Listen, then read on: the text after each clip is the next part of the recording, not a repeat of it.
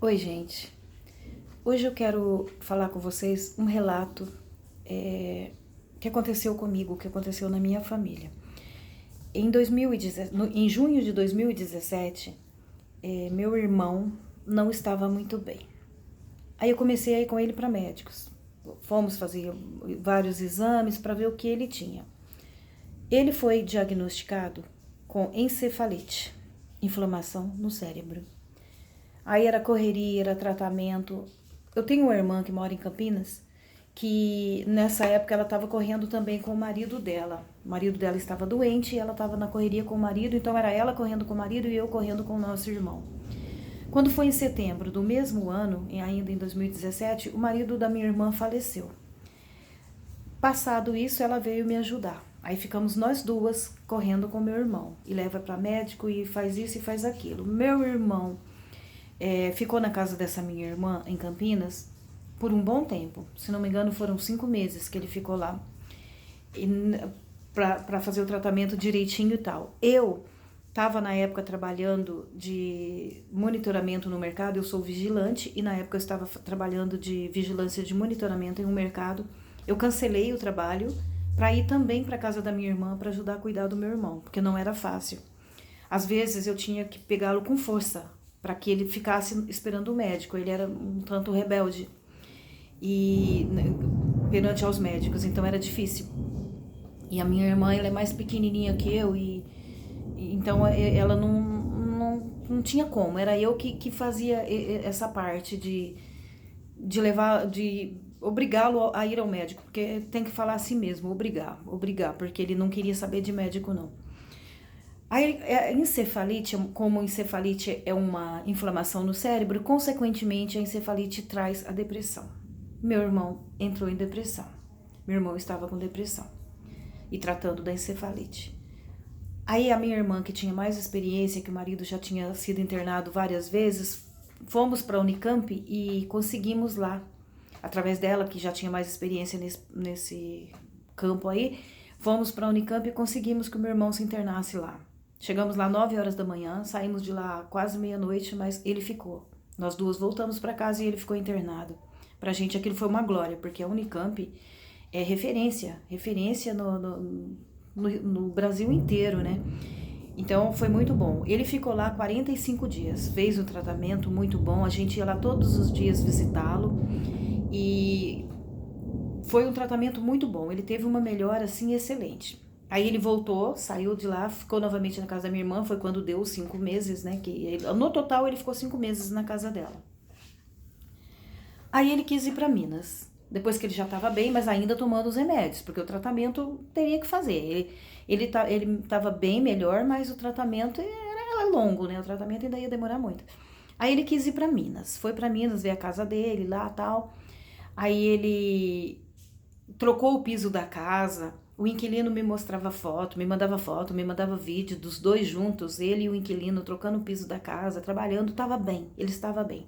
Quando ele voltou para Campinas, ele não quis ficar na casa da minha irmã. E na minha casa ele não gostava de ficar, porque a minha casa é barulhenta. Não que a minha casa seja barulhenta, mas a rua é barulhenta.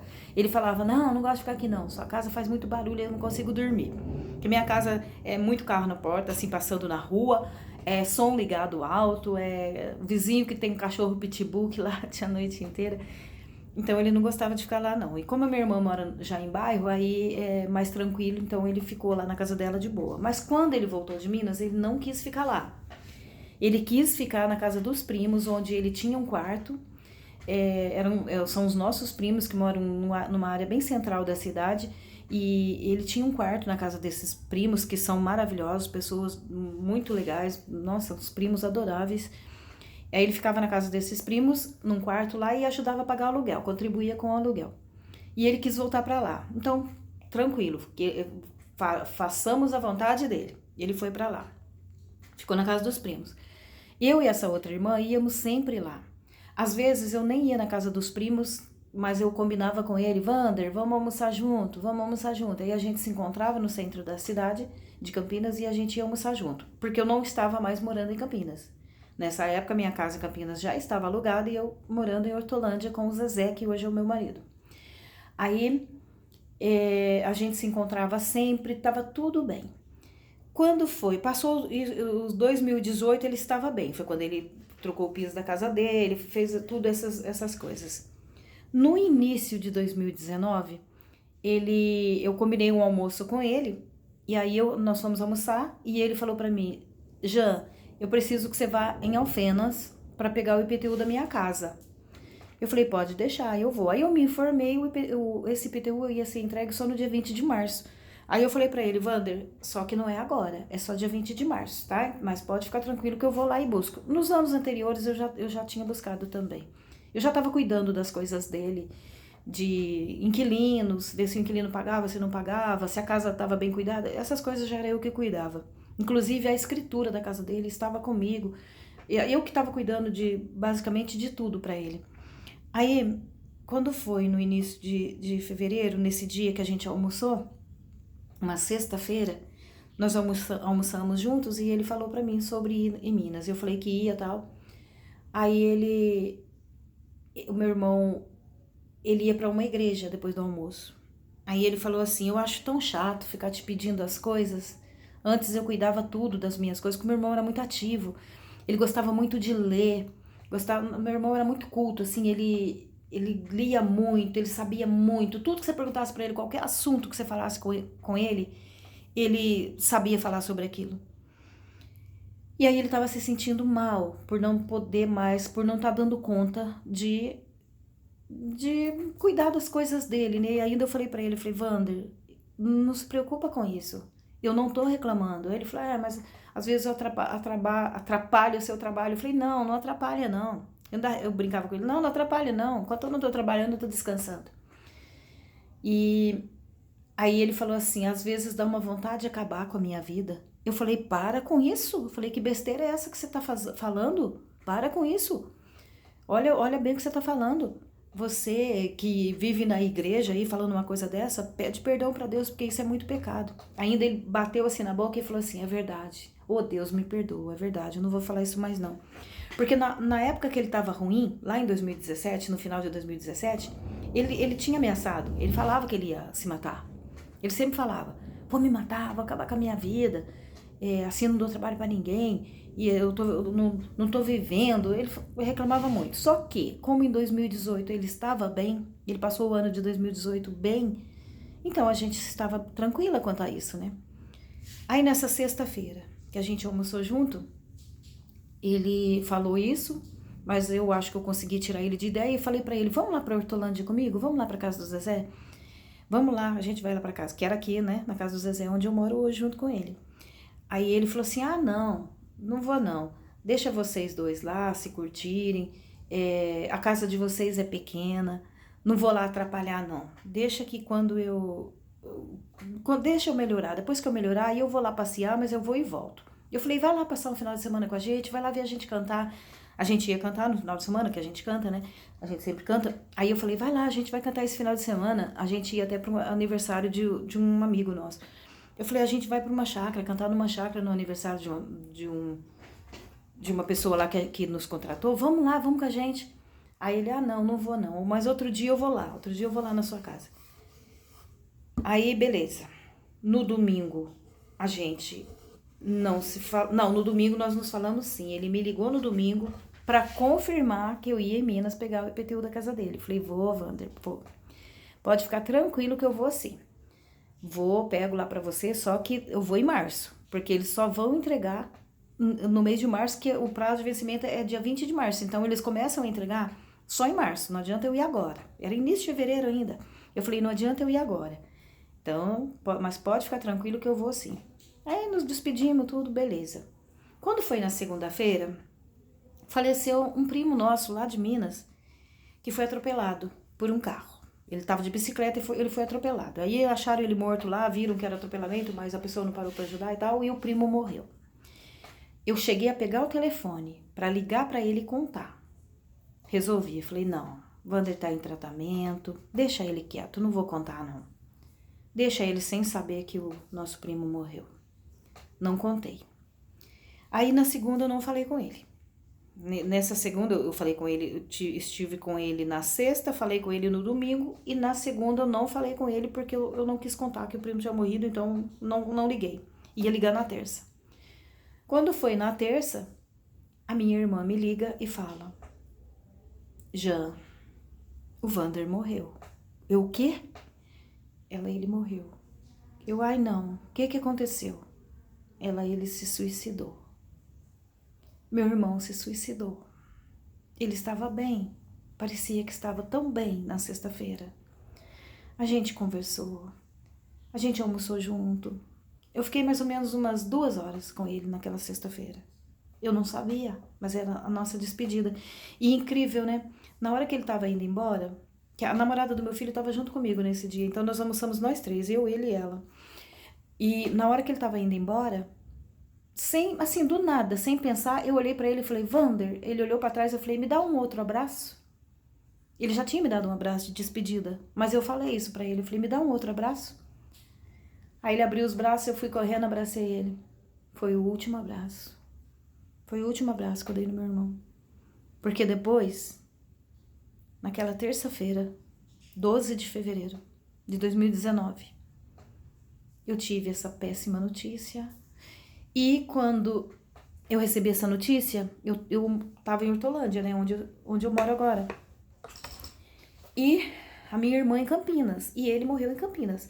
Mas como a minha irmã mora em bairro e o bairro dela tá em obras lá, por causa de negócio de VLT lá, tá uma obra, eu fui daqui pra Hortolândia, eu liguei pro Zezé, o Zezé tava no trabalho, o Zezé conversou lá com o chefe dele, saiu do trabalho, veio pra casa, me levou pra Campinas de carro. Eu estava muito nervosa, lógico. Porque até então eu era a pessoa mais próxima do meu irmão. Eu e essa irmã, mas eu ainda mais.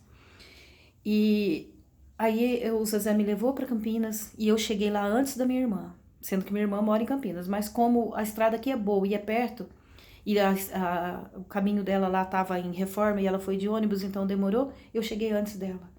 Então eu fui a primeira pessoa que viu ali o meu irmão. Ainda do mesmo jeito. Tava a polícia no local. Mas estava esperando para chegar os peritos, né? Então, meu irmão estava lá, não podia chegar perto, não podia tocar. Eu vi assim de uma distância de alguns metros, mas eu vi o meu irmão lá, enforcado, ainda com a corda no pescoço. Gente, é uma cena terrível, terrível, que não sai da cabeça. É uma cena que eu sonho com meu irmão, eu sonho com o que eu vi ali. Eu sonho com aquilo que aconteceu. E como eu fui a primeira a chegar, então os policiais me deixaram responsável. Eu que tive que assinar tudo, eu que tive que ir na delegacia assinar tudo, eu que tive que ir no IML para liberar corpo.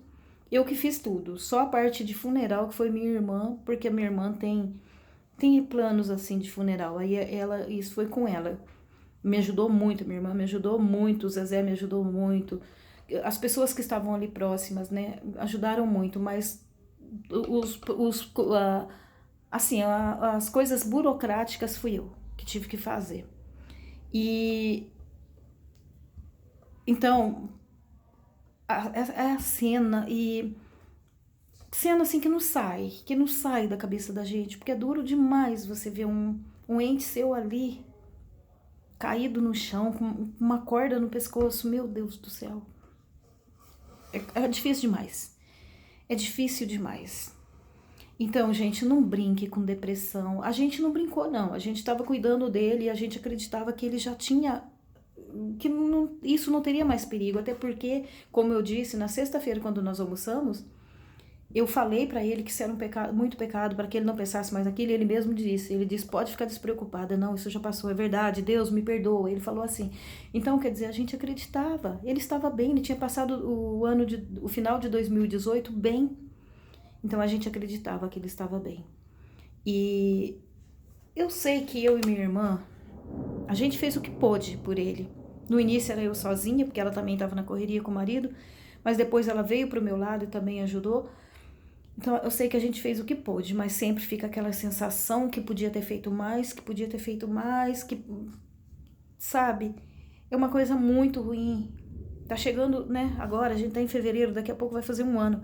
Então, volta tudo isso na mente da gente. Toda manhã quando eu levanto, eu agradeço a Deus por eu ter acordado. Eu agradeço a Deus pelo meu companheiro que tá do meu lado na cama ter acordado também. E peço a Deus que os meus filhos, meus netinhos tenham acordado também, que os meus irmãos, que todos da minha família tenham acordado e que todos os meus amigos também tenham acordado e estejam bem. Então, aquele dia não foi diferente. Naquele 12 de fevereiro de 2019, eu fiz isso, eu saio no quintal. Eu abro a porta da cozinha, eu saio no quintal e agradeço a Deus por mais aquele dia que Ele concedeu a mim e peço para que as pessoas que eu amo também tenham acordado. E o meu irmão tinha acordado naquele dia, só que depois ele mesmo tirou a própria vida. Então isso dói demais, dói demais.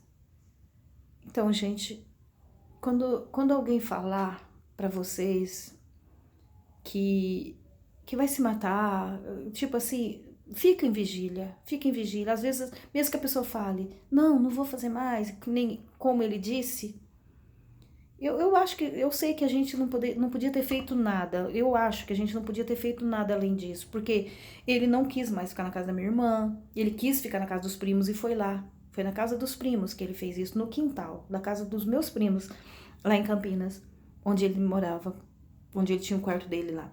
Mas ele se sentia melhor lá. Ele falava, não, eu quero ficar lá é a minha casa. E tinha a casa dele em Minas, que ele estava alugada, porque ele também não gostava de ficar lá. Então, quer dizer, ele ficou onde ele quis. Mas ele fez isso. Ele fez. Meu irmão morreu, enforcado. Vai fazer 1 ano. E aquela cena nunca sai da minha cabeça. É muito triste. Bom, é isso aí. Um pouco da minha história para vocês. Um beijo. Deus abençoe a todos.